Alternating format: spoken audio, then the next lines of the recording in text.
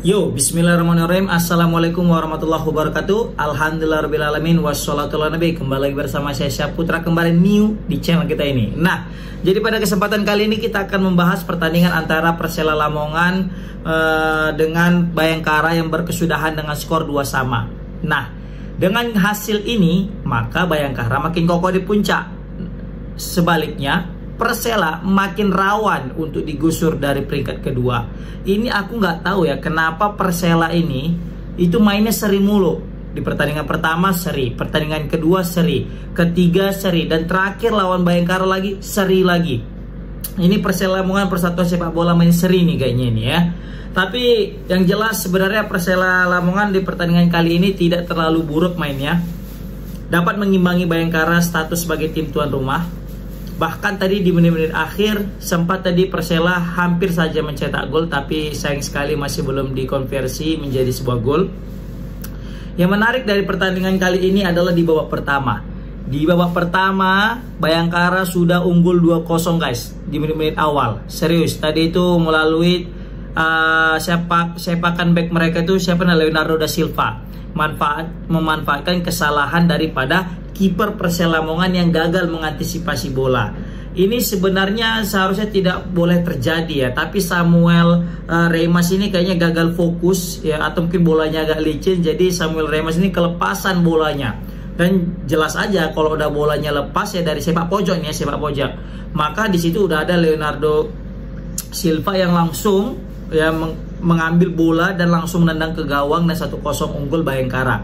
Nah, di sini Bayangkara sempat menggandakan keunggulan melalui Dendi Celestiawan. Kayaknya Dendi Celestiawan ini hobi kali mencetak gol ke gawang Persela ya. Kita tahu Persela ini merupakan mantan klubnya. Di pertandingan sebelumnya, di pertandingan ketiga ketika bermain di kandang Lamongan, Dendi Celestiawan juga mencetak gol melalui heading kalau nggak salah. Dan kali ini mencetak gol lagi. Dan skemanya mirip, yaitu dari tendangan sepak pojok.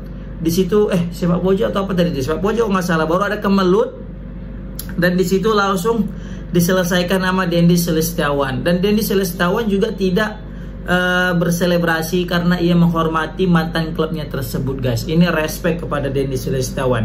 Semula aku berpikir kayaknya ini menjadi kemenangan besar dari Bayangkara. Kenapa? Karena baru di menit 20 sudah mencetak 2 gol dan skor menjadi 2-0 gitu kan.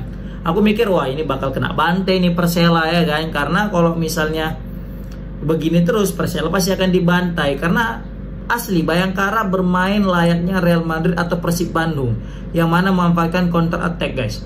Persela itu dari menit awal sudah mengambil inisiatif untuk menyerang guys. Mereka menguasai bola, mereka menguasai ball possession, tapi sering sekali bola-bola mereka itu terputus mandat ketika sudah memasuki kotak 16. Dan tak jarang bola itu malah dipotong, direbut ketika berada di bola tengah gitu, ketika di tengah lapangan.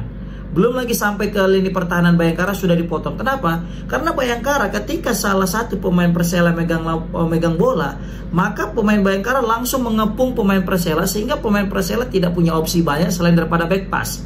Kalaupun dia ingin memberikan umpan true pass ataupun passing ke depan, pasti akan dipotong oleh back-back Bayangkara yang luar biasa solidnya di pertandingan sore kali ini. Dan terbukti mereka masih belum bisa menjebol gawang Bayangkara, dan Bayangkara yang sebaliknya berhasil mencetak 2 gol. Padahal Bayangkara diserang terus, tapi Bayangkara yang berhasil mencetak 2 gol melalui serangan balik guys. Ini luar biasa ya kan. Nah, selanjutnya coach Zulkifli Syukur juga nggak mau menyerah ya kan. Jadi mereka semacam merestart ulang, ayo kayak gini tetap semangat gitu ya kan. Kemudian terjadilah sebuah gol, dan golnya ini pun gara-gara penalti ya, yang mana tadi kalau nggak salah Bayu Gatra memberikan umpan kepada Ezekiel Duasel, tapi sayang sekali Ezekiel Duasel itu ada pemain back Bayangkara yang dia itu melanggar Duasel dan di situ penalti. Dan yang aku sangat menarik di sini adalah Duasel tidak berani mengambil penalti tersebut guys. Kenapa dia tidak berani lagi ngambil? Kayaknya berkaca daripada pertandingan sebelumnya ketika bermain di Lamongan, Ezekiel Duasel kesempatan untuk mencetak gol dan meraih kemenangan, tapi malah membentur Mister Gawang dan tidak terjadi sebuah gol, sehingga kerugian bagi Persela Lamongan. Sepertinya Ezekiel Duasel nggak mau mengambil kesalahan yang sama, nggak mau mengambil resiko dengan tidak mau mengambil penalti. Dan terakhirnya Kim Do Hyun yang mengambil penalti dan berhasil mengecoh kiper daripada Bayangkara.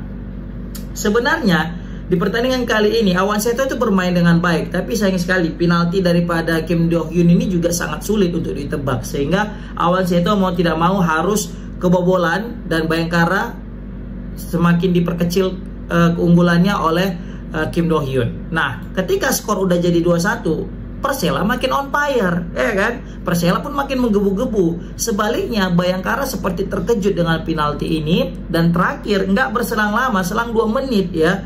Di situ langsung Rehan Utina mencetak gol, nggak salah dari tendangan pojok ya, yang mana ada clearance dari pemain Bayangkara dan jatuh di luar kotak penalti, dan anak daripada legenda sepak bola tim nasional Indonesia yaitu Rehan Utina seperti dengan bapaknya melakukan tendangan spekulasi jarak jauh guys, dan terbukti bola meluncur lurus dan tenang tanpa ada hambatan menuju gawang Awan Seto, dan skor berubah menjadi 2-2. Ini gila guys, baru menit 40 tapi skor udah 2-2, tapi gol udah ada 4 kali guys. Berarti setiap 10 menit terjadi 1 gol.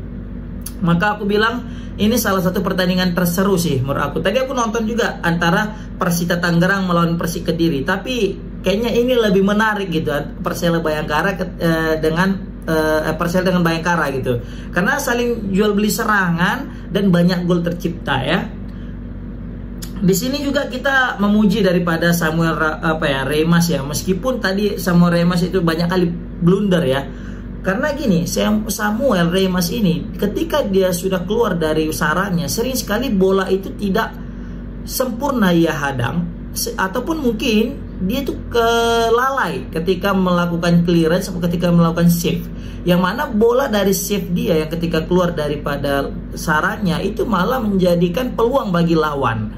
Nah, maka tak ayal banyak sekali gol-gol atau peluang-peluang tercipta daripada Bayangkara itu dari kesalahan pemain Persela yaitu Samuel Remas. Nah, seperti itu guys. Beda halnya dengan Awan Seto ya, mungkin karena kualitas daripada Awan Seto dengan Remas juga berbeda ya.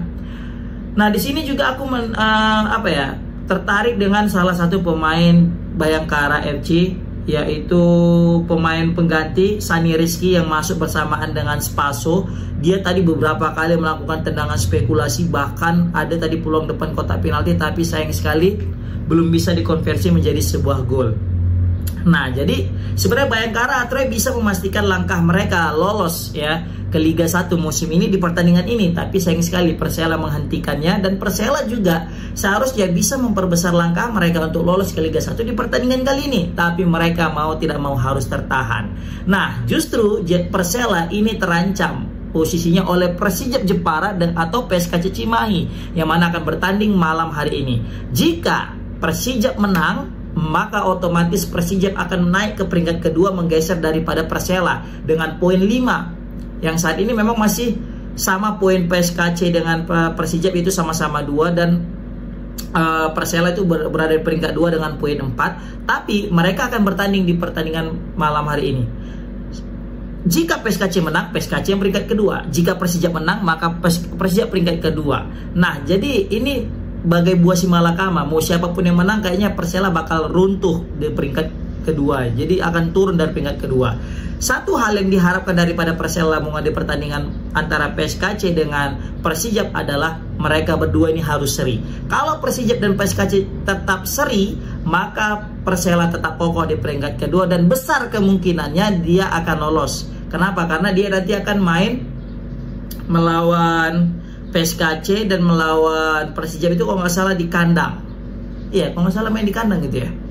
Iya, kalau nggak salah lawan PSKC kemarin di tandang dan Persijap di tandang gitu. Jadi besar kemungkinan nih untuk Persela kalau mereka seri. Tapi kalau mereka menang, ada satu aja menang antara PSKC dengan Persijap, maka besar kemungkinan Persela akan tergusur dan berat untuk lolos ke babak selanjutnya, ya kan?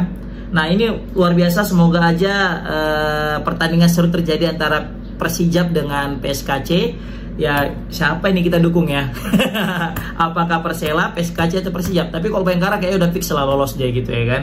Komen di kolom komentar guys, gimana pendapat kalian tentang pertandingan tadi, yang mana hasil seri Persela dengan Bayangkara menguntungkan Persijap dan PSKC. Assalamualaikum warahmatullahi wabarakatuh.